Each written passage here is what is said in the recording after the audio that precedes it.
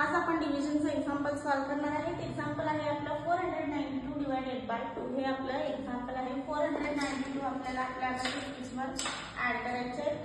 2 ने आपल्याला या नंबरला डिव्हिजन करायचं आहे. फर्स्ट टर्म मध्ये किती बिट आहेत तर 4 आहे. 2 च्या डबल मध्ये 4 येतात का तर येतात.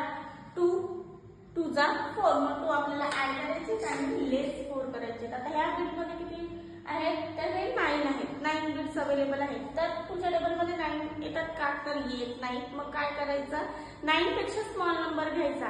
9 पेक्षा स्मॉल नंबर म्हणजे किती नंबर येतात 8. तर 2 च्या डबल मध्ये 8 येतात का तर येतात. 2 4 जा 8. मग 4 आपण ऍड करूया आणि लेस आपल्याला 8 करायचे. लेस 8 केले.